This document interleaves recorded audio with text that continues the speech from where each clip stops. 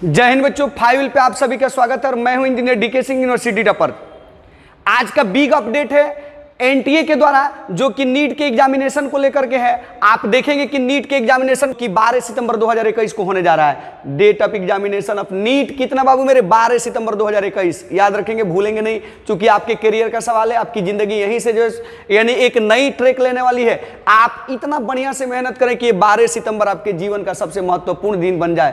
तो 12 सितंबर 2021 नीट के एग्जाम का डेट अनाउंस हो चुका है, बट इसमें कुछ और भी नए पैटर्न आए हुए हैं। आप देखेंगे अभी जो है क्वेश्चन के पैटर्न में बहुत बड़ी चेंजिंग आई है। अब 200 क्वेश्चन पूछे जाएंगे, जो कि पहले 180 क्वेश्चन पूछे जाते थे, और 180 के जगह पर अब 200 क्वेश्चन पूछे जाएंगे।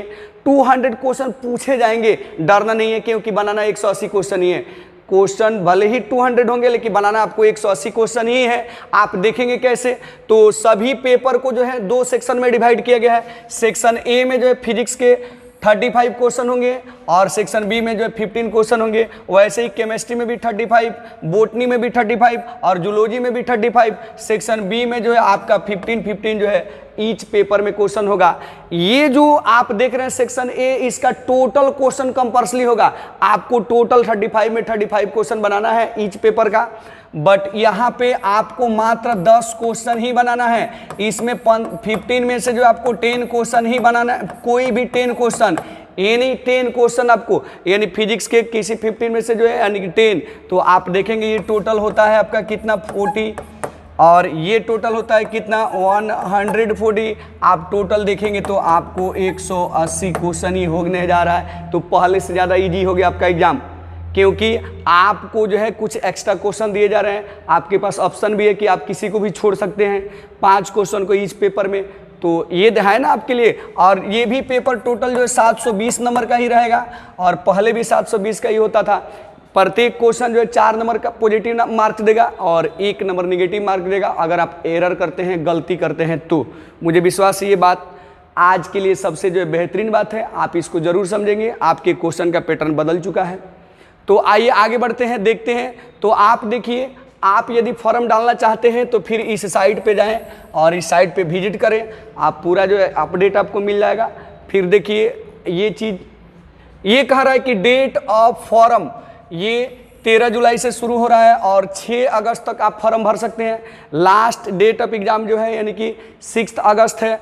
और फिर देखेंगे 7 अगस्त तक आप पेमेंट का लास्ट डेट है, यानी बीच में आपने फॉर्म भर दिया बट पेमेंट नहीं किया है तो आप लास्ट 7 अगस्त तक पेमेंट कर सकते हैं। फिर आप देखेंगे ये, यानी कि अगर आपके एग्जामिनेशन फॉर्म में कोई भी एरर आता है तो आप उस एरर को फिर से करेक्ट कर सकते हैं 8 अगस्त से 12 अगस्त के बीच में। याद रखेंगे बिल्कुल इन चीज़ों। ये देखेंगे एज लिमिट, कौन सा व्यक्ति जो है फॉर्म भर सकता है। बहुत सारे बच्चे सोचते हैं यार मैं भर पाऊंगा या नहीं भर पाऊंगा, तो आप देखोगे वैसे बच्चे जिनका एज लिमिट जो है यानी कि जिसका डेट ऑफ बर्थ 31/12/2004 से पहले हो, बाद में नहीं होना चाहिए। यानी अगर किसी व्यक्ति का 1/1/2005 होता है तो भी वह फॉर्म के लिए अप्लीकेबल नहीं है। यानी 31/12/2004 या उससे पहले अगर आपका डेट ऑफ बर्थ है तभी आप 2021 नीट का फॉर्म डाल सकते हैं, और इसके बाद वाला व्यक्ति कोई भी नहीं डाल सकता है। डेट मीन्स लोअर लिमिट जो है एज की फिक्स है। हाँ, बहुत सारे बच्चे सोचते हैं कि यार अपर लिमिट की क्या बात है। तो अपर लिमिट में यानी आपका एज कितना होना चाहिए, मैं आपको बता दूं कि एनटीए ने अपर लिमिट 25 वर्ष निर्धारित किया था, लेकिन उस पर केस हो चुका है और वह केस जो है 2 वर्षों से सुप्रीम कोर्ट में पेंडिंग में है और अभी तक उसका कोई रिजल्ट नहीं आया है। और नहीं रिजल्ट आने का मतलब है कि अपर लिमिट फिक्स नहीं है।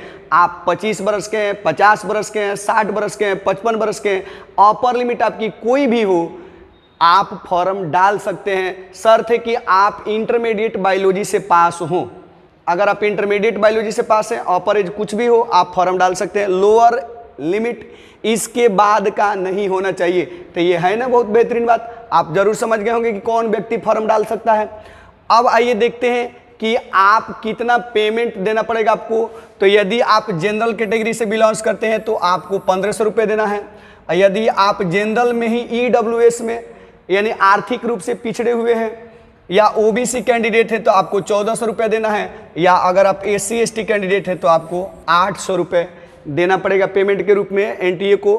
फिर आप देखेंगे कि ये देखिए announcement of city of exam, आप समझेंगे कि आपका एग्जाम किस सिटी में पड़ेगा, किस शहर में पड़ेगा।